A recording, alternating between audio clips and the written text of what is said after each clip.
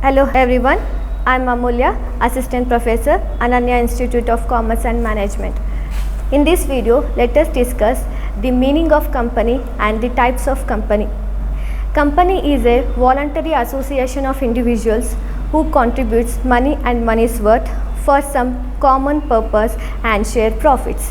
Here, the people associate themselves with an intention of achieving some objectives.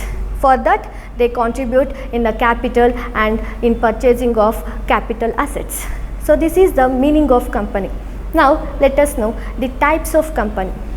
So in these types of company, the first basis is under incorporation.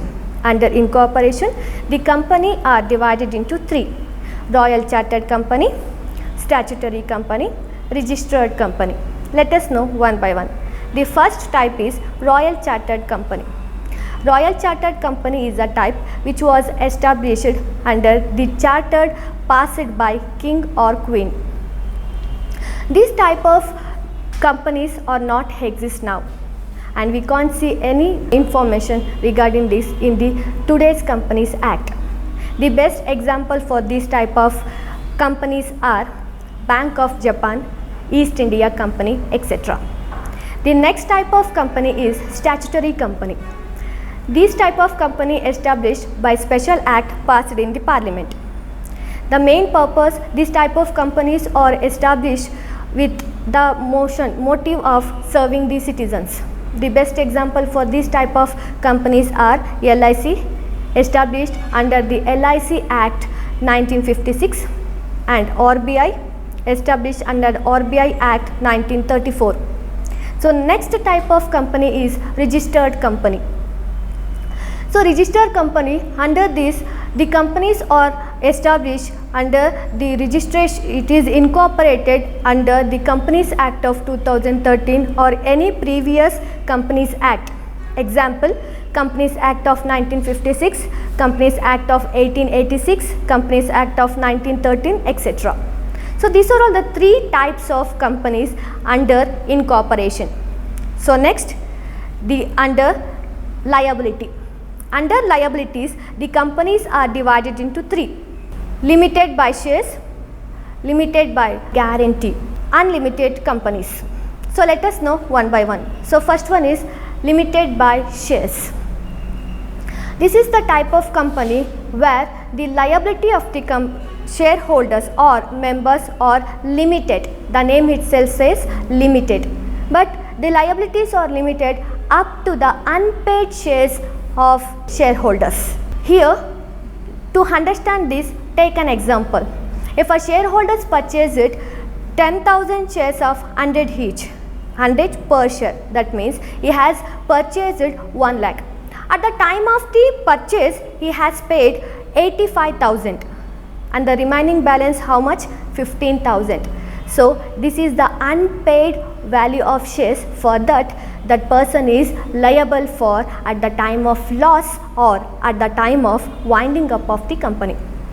This type of company is called limited by shares.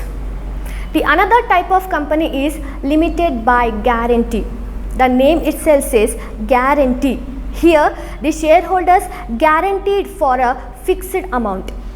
For example, if a shareholders agree to pay fixed or guaranteed at 2 lakh rupees at the time of winding up, so this is the liability by guarantee. So he is liable only at the time of liquidation of the company. His liability arises only at the time of liquidation. He is liable only for the fixed amount for which he has guaranteed. This is the type liability by guarantee. So the next type of company under liability is unlimited company. Unlimited company, the name itself says the liability is unlimited. Here the person or the shareholder personally liable for the losses at the time of winding up or at the time of loss incurred. This type of company may have share capital or may not have share capital. So these are all the three types of companies under liability. The next type of companies on the basis of control. On the basis of the control, the company are divided into two: holding company and subsidiary company. Holding company holds more than 50% of the shares of subsidiary company. To understand this, let us take an example. So there is a two companies, A company and B company, for example.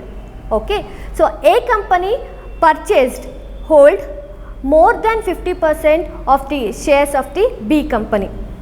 So here A Limited is the holding company because A Limited holds more than 50% of the shares of the B company. So A company is the holding company.